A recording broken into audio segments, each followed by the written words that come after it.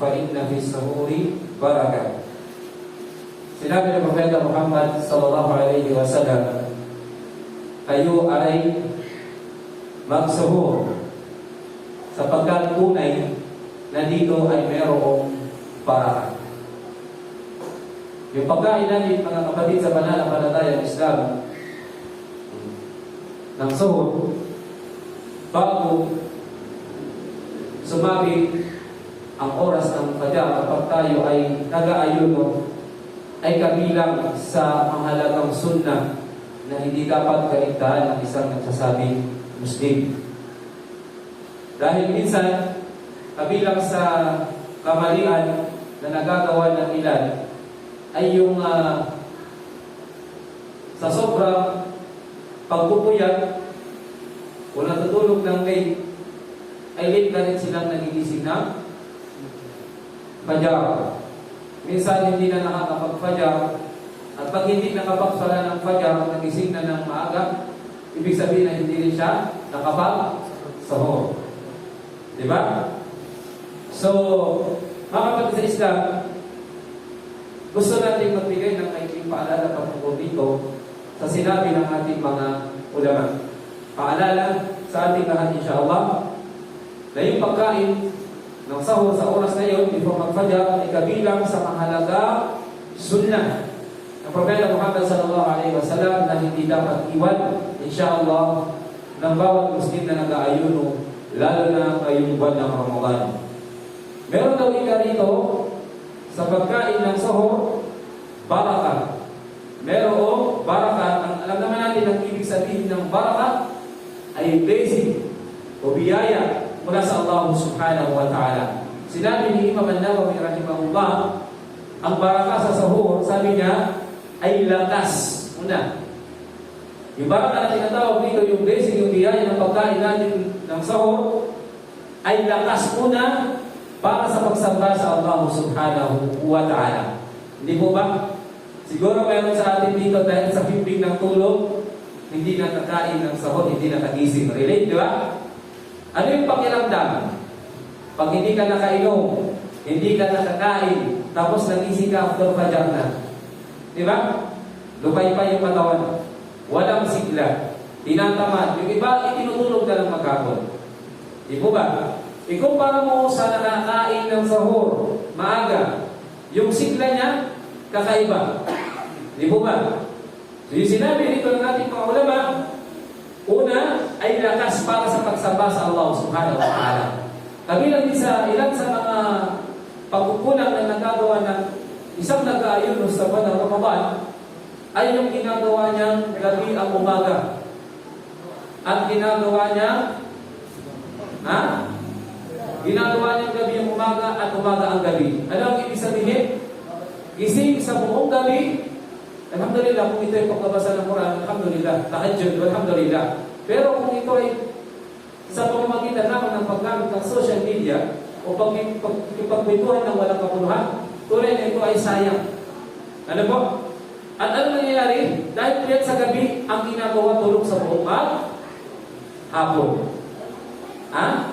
After Fajr, tulog, igising Dhuhr. Magsasara ng Dhuhr, pagkatapos matutulog ulit. At gigising pag oras ng Asar, at pagkatapos ng Salat al-Asar, ay matutulog ulit. Subhanallah. So ang Ramadan ay buwan ng pag-ani ng biyaya mula sa Allah. At paano tayo aani kung lagi tayong tulog?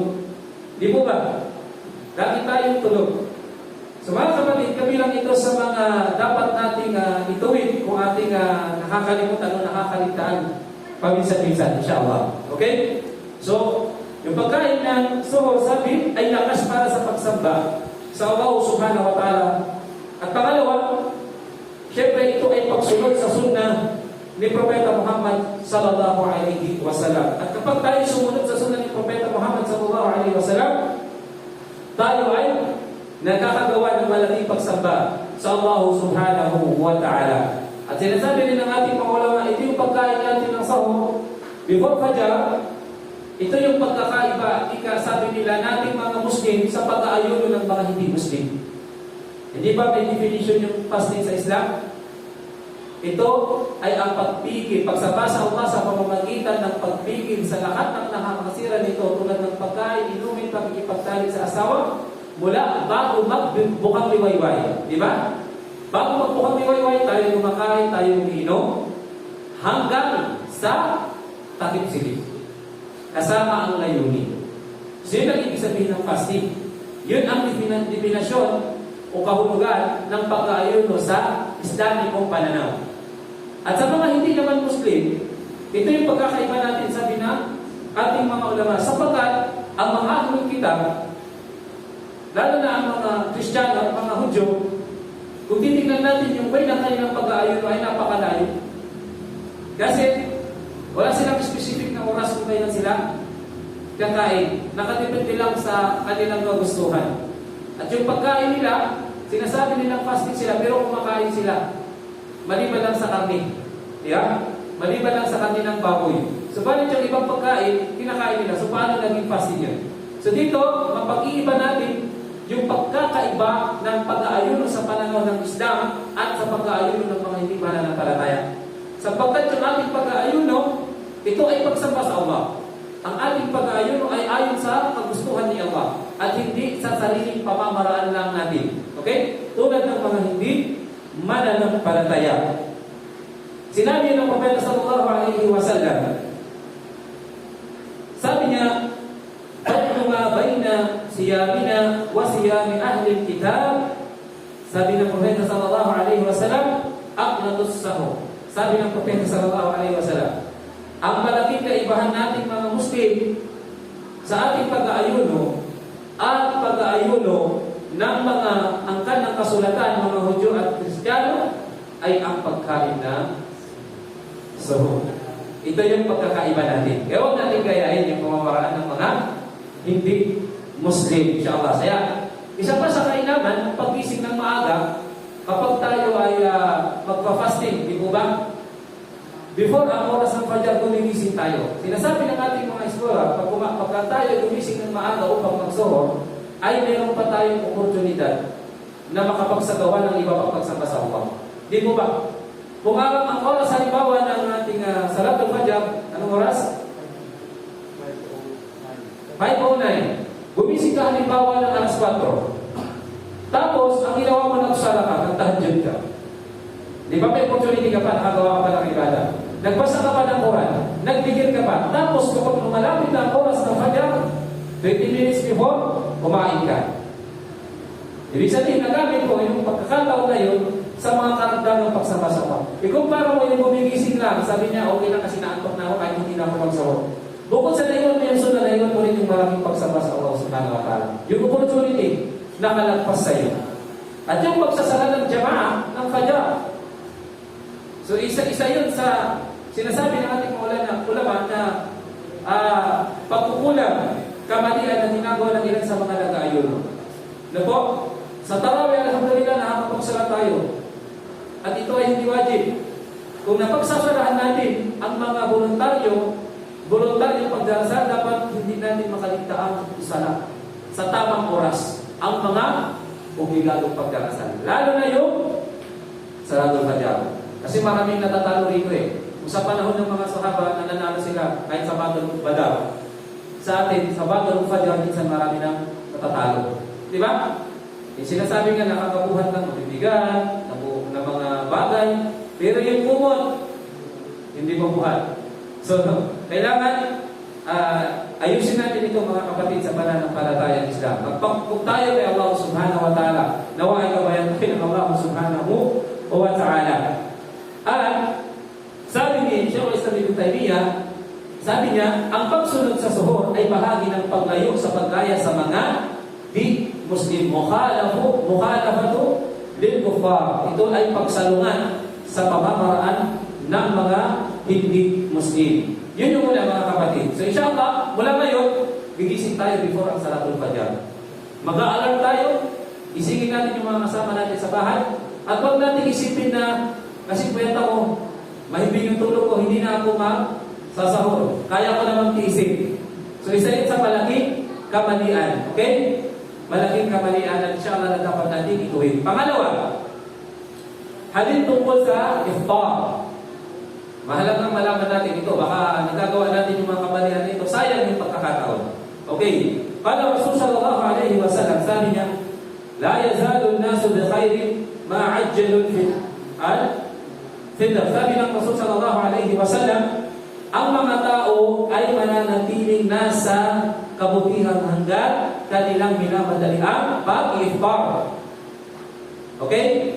Hanggat kanilang minamadali ang pag-iftar. So tandaan natin mga kapatid, ang pagkain ng sahur, ipinapahuli. Okay? Pinapahuli. So, kabilang din sa kamalian, yung masyadong kumakain ng napakaaga.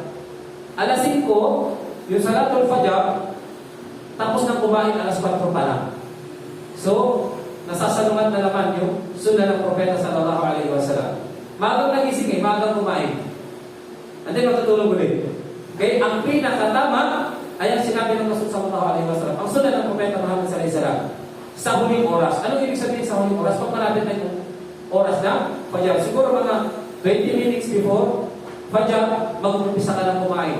Okay? Mag-uumpisa ka ng kumain. At kapag ginawa mo ito, mas matagal yung effective nung ano. Diba? Mas matagal kang magutom at mauuhaw inshallah. Kaysa sa ginawa mong maaga.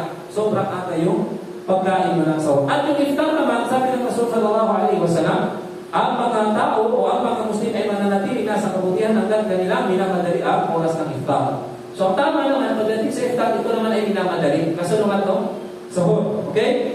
Pag pumasok na yung oras ng adan, nag-adan na yung muaddin sa masjid, kailangan mo lang putulin ang iyong pag-aayon. Kamalian ang ginagawa ng iba, sabi niya, tayo ko na 2 minutes, 3 minutes, 5 minutes para sure. Hindi po. Hindi po yung tanda ng pagiging matuwid. Bagos ang pinakamainam, pag pumasok na ang oras ng Maghrib, paglubog ng araw, ay agad natin puputulin ang ating pag-aayon bilang pagsunod sa sunna ng ating mahal na Propeta Muhammad sallallahu alaihi wasallam. At mga kapatid, nais natin ipaalala na tayo ay nag-aayon, huwag na huwag din natin kakalimutan yung dua kapag ating pinuputol ang ating pag-aayon. Di po ba? Sino sa atin ang nakasaulo ng dua? Pag uminom na siya ng tubig pag nag-fasting. Yung oras ng sabi ng Rasul sallallahu alaihi wasallam, inna lis-sa'im 'inda al-fitri da'watan la turad. Meron daw panalangin ng isang nag-aayon, no? Sandali na siya ay mag-break na ng kanyang fasting, ng panalangin na ito ay hindi tinatanggihan ng Allah subhanahu wa ta'ala. Kaya ito yung mainam na pagkakataon na tayo ay magdua, magparami na panalangin sa Allah subhanahu wa ta'ala. At pag tayo ay nakainom na, doon natin babanggitin yung dua. Dahabat dama o wabdala bil'ur, matabatul ajr, insyaallah. Ha? Dahabat dama. Ibig sabihin, ang uhaw ay napawi, natapos na yung uhaw. Ha? Wabdala bil'ur, at ang mga ugat ay nabasa na. Di ba? Matabatul ajr, insyaallah. At ang gantimpala ay biyaya ay napagtibay na insyaallah. Yung dua na yan ang napakahalaga. Kaya dapat natin isaulo. Simulan natin ngayon kung hindi pa natin kaya, kung hindi pa natin sa ulado. Mga kapatid, huwag na huwag natin kaliligtaan ang mga sunna o pamamaraan ng Propeta Muhammad sallallahu alaihi wasallam na kanyang itinuro sa atin.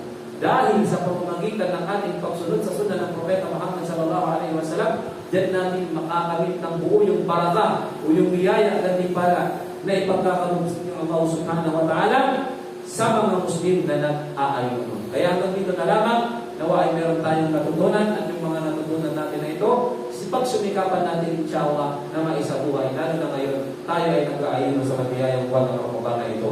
Subhanakallahumma wa bihamdik, wa nashhadu an la ilaha illa anta wa nastaghfiruka wa natubu ilayk. Assalamu alaikum wa rahmatullahi wa barakatuh.